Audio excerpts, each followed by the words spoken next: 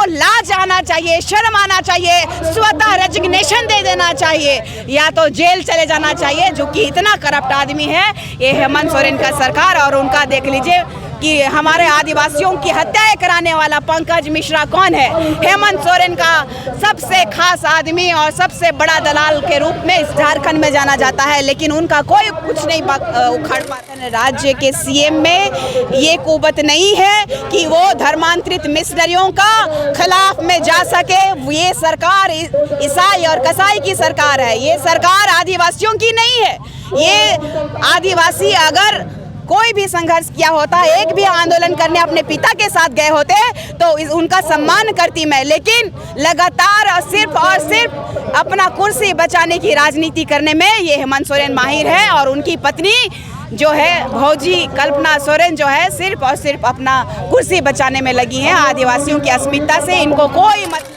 निशा भगत डर गई तो डरती निशा भगत किसी के बाप से नहीं है। अगर हमने अपने हक और अधिकार की बात किया हमने तो हमसे क्यों उम्मीद कर रहे हैं कि हम डरेंगे? हमारे आदिवासियों का और इस आदिवासी राज्य में ना पेशा अधिनियम कानून लागू है, ना हमारा स्वशासन लागू है, ना ही हमारा रूढ़िवादी परंपरा को बचाए रखने के लिए इस झारखंड राज्य के सरकार के द्वारा कोई पहल की जा रही है। लगातार CNT-SPT एक्ट का उल्लंघन किया जा रहा है, हमारी ज़मीनें लूटी जा रही है, हमारे जंगल काटे जा रहे हैं विकास के नाम पे, हमारे धर्म और आस्था पे लगातार जो धर्मांतरित लोग जो है मजाक और खिलवाड़ बना करके रख दिए हैं। ये जो धर्मांतरित ईसाई लोग अपने विदेशी धर्म के मिशन को पूरा करने के लिए किसी भी हद तक जाने को तैयार हैं। इसीलिए हम लोग इस स्थान पर राजभवन के इस पटल पर आज धर्मांतरण को रोकने के लिए और आदिवासी का आरक्षण को जो ईसाई का जाति के नाम पे ये अपना आरक्षण जो खा रहे हैं तो उसको रोकने का काम करेंगे। क्योंकि ईसाई धर्म में जाति नहीं होती है तो फिर ये किस हिसाब से हमारा आरक्षण को लगातार हमारे जो अधिकार हैं उनको खाने का काम कर रहे हैं। क्योंकि पंकराज बाबा कार्तिक उरांव जी ने भी 1968, 1969, 1970 में उन्होंने 20 साल की काली रात के बारे में उन्होंने उल्लेख किया है। उन्होंने ये बात कहा था धर्मांतरण रुकना चाहिए और उन्होंने 348 सांसदों का हस्ताक्षर करा के संसद भवन में जो सत्र चल रहा था उसको भी रोकने का काम उन्होंने किया। लेकिन केंद्र की सरकार में स्वर्गीय इंदिरा गांधी जी की सरकार, कांग्रेस की सरकार ने आदिवासी अस्मिता को लगातार कुचलने का काम किया और विदेशी ताकतों को, मिशनरियों के मिशन को बढ़ाने के लिए कांग्रेस ने लगातार सहयोग किया। और 1931 के बाद 1951 में जनगणना हुई, 1961 की जनगणना के बाद हमारा आदिवासी कॉलम जो है हटा दिया गया। ये दुर्भाग्य का विषय है कि लगातार उसके बाद भी हमारे आदिवासी समुदाय के द्वारा ये मांग किया गया कि आदिवासी कॉलम दिया जाए। तो इस झारखंड राज्य में एक आदिवासी बेटा होने के बावजूद न हमारा कॉलम है, ना ही हमारा पेशा अधिनियम कानून जो कि यहाँ के राज्य की हाई कोर्ट बोलिए चाहे इस देश का सुप्रीम कोर्ट या न्याय का मंदिर है, उन्होंने भी कहा कि पेशा अधिनियम लागू होना चाहिए। 5th शेड्यूल के तहत आने वाला ये जो राज्य है आदिवासियों के लिए स्वशासन जो ग्राम सभा के माध्यम से सरकार इनकी जो चलती है ये चलना चाहिए। लेकिन ये सरकार बिल्कुल नहीं सुन रही है और लगातार हमारे हक का जो हकमारी जो है मिशनरियों के द्वारा की जा रही है। बाबा पंकराज ने भी कहा था, सोच लीजिए उस समय की धर्मांतरितों ने हमारा 75% जो आदिवासी कल्याणकारी योजनाओं का लाभ जो है ये लोग उठा रहे हैं। तो सोच लीजिए 75% अगर वो लोग उठा रहे हैं तो हमारा कितना प्रतिशत बट रहा है। तो हमारे पास तो जिनविन जो आदिवासी है, जो रूढ़िवादी परंपरा को मानने वाले, जो इस देश की संस्कृति परंपरा को बचा करके रखने वाले लोगों का आज जो अस्तित्व है वाकई खतरे में है। इसीलिए हम लोग चाहते हैं कि हमारे देश में आदिवासियों की अस्मिता बची रही और आदिवासी संस्कृति की वजह से ये देश जाना जाता है संस्कृति का देश के रूप में। तो हमारे आदिवासियों को बचाने का काम ये सरकार क्यों नहीं करी? अगर ये सरकार अगर किसी भी तरह विफल हो रही है, अगर अपने वोट बैंक के राजनीति के चक्कर में अगर हमारा जो हक अधिकार है वो बचा नहीं पा रही है, तो केंद्र की सरकार को इस बार चेताने का काम हम लोग प्रखरता से कर रहे हैं। और मुंडन के माध्यम से हम अपने बालकों केस को भेजने का काम करेंगे। इस देश के प्रथम नागरिक के रूप में इस देश की राष्ट्रपति जो इस झारखंड राज्य में भी राज्यपाल के रूप में पदस्थापित रही हैं, महामहिम द्रौपदी मुर्मू जी जो इस राज्य में राज्यपाल थी उस समय 2017 में धर्मांतरण बिल लागू हुआ था। वो भली भांति जानती हैं, वो रूढ़िवादी परंपरा को मानने वाली आदिवासी बेटी है,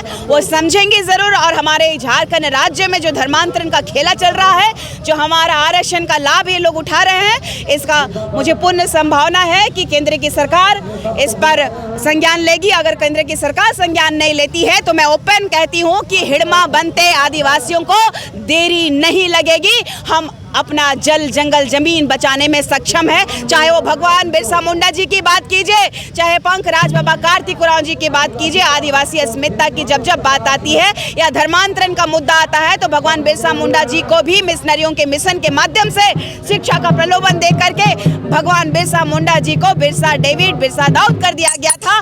और उन्होंने ये अंग्रेजों को चेताया था कि हमारे आदिवासियों के साथ खिलवाड़ मत करिए, हमारी आस्था, हमारी परंपरा, हमारे जल जंगल जमीन को मत छीनिए। और वो उलगुलान उन्होंने जो शुरू किया था और आज जो उलगुलान शुरू हुआ है, ये आधुनिक भारत में भी आज अपने आदिवासी अस्मिता को बचाने के लिए हम लगे हुए हैं। और केंद्र की जो सरकार है लगातार कह रही है कि आदिवासी इस देश का प्रथम नागरिक है, मूल मालिक है।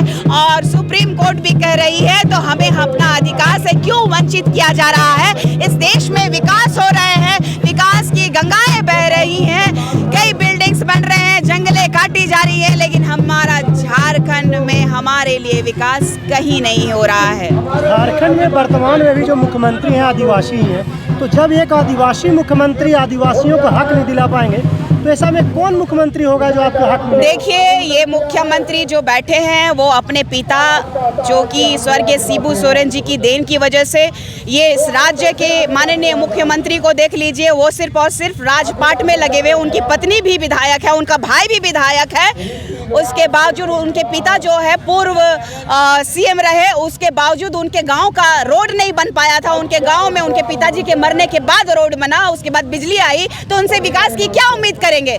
ऐसे मुख्यमंत्री को अविलंब हटा देना चाहिए जो कि इस झारखंड की माटी को बेचने में सबसे बड़ा कलंकित आदमी हो, उसको हटा देना चाहिए। क्योंकि इस देश में ऐसे लोगों की आवश्यकता है और इस राज्य में ऐसे लोगों की आवश्यकता है जो कि क्रांति किया हो, जो इस राज्य की माटी को समझता हो, जल जंगल जमीन को समझता हो।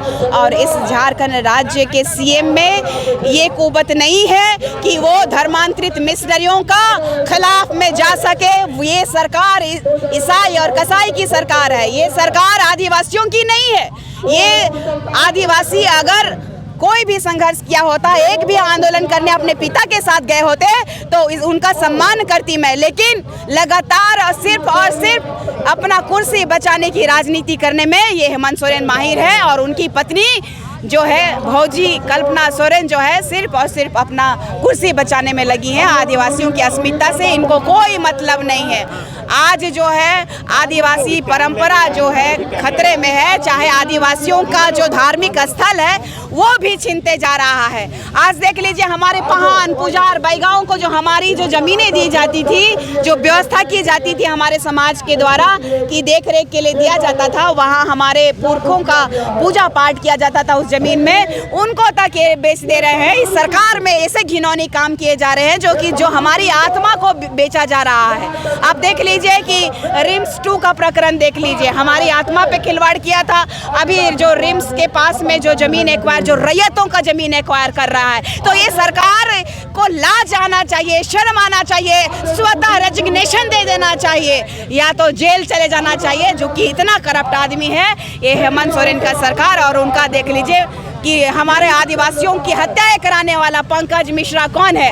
हेमंत सोरेन का सबसे खास आदमी और सबसे बड़ा दलाल के रूप में इस झारखंड में जाना जाता है, लेकिन उनका कोई कुछ नहीं उखड़ पा रहा है। आप देख लीजिए कि सबसे बड़ी बात है कि अभी हमने एक भाई को खोया फेक एनकाउंटर में, सूर्य नारायण हांसदा को। क्या चाहते हैं कि निशा भगत कभी ऐसे फेक एनकाउंटर हो जाए या फिर हमारे युवाओं का ऐसे फेक एनकाउंटर हो जाए? कई लोगों को, हमारे आदिवासियों को माओवादी कह के मार दिया गया है, धर्मांतरण कराया जा रहा है। क्या है इस झारखंड राज्य में विकास के नाम पे? आज भी साइकिलें दे रहे हैं लेकिन सड़कें नहीं बनाई जा रही है। हमारे लोग बीमार होते हैं तो चारपाई में चलते हैं, और अगर दिखाया जाता है तो मीडिया पे केस होता है। तो ऐसी सरकार को तो उठा के उखाड़ के फेंक देना चाहिए। लज्जा आनी चाहिए ऐसे सरकार को, जो अपने पिता का ना हुआ, जो इस राज्य का ना हुआ।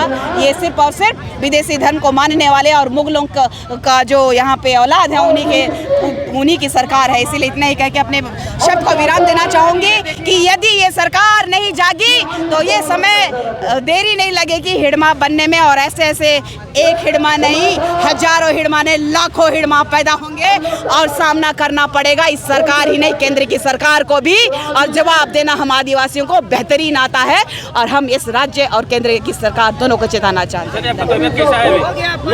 मेरी तबीयत इसके बाद में बताएंगे कि कैसी है, क्योंकि हम अभी तक में अपने आप को स्ट्रॉन्ग रखने के लिए तो बहुत ही बिल्कुल एक बोतल और चढ़ना था, लेकिन हमको आज किसी भी हालत में, क्योंकि जिस तरीके से सोशल मीडिया में अफवाहें फैलाई जा रही थी कि निशा भगत डर गई, तो डरती निशा भगत किसी के बाप से नहीं है। अगर हमने अपने हक और अधिकार की बात किया हमने, तो हमसे क्यों उम्मीद कर रहे हैं कि हम डरेंगे?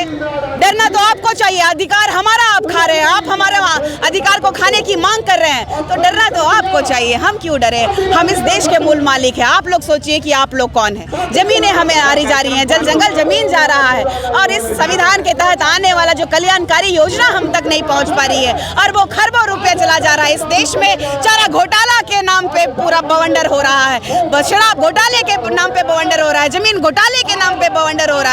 तो पूरा का पूरा झारखंड सरकार में सिर्फ और सिर्फ घोटाले ही घोटाले। तो विकास कहाँ है? विकास कहाँ दिख रहा है? ये झारखंड सरकार सिर्फ और सिर्फ ढकोसला दे रही है। मैया समान योजना की बात करिए, इतनी मैया लोगों का बलात्कार हो रहा है, ये सरकार मौन क्यों है? तो ये सरकार सिर्फ और सिर्फ दोगली सरकार है। ये सरकार सब जान रही है कि सत्ता को किस तरीके से नचाना है, सत्ता की लालची सरकार है। धन्यवाद। जोहार।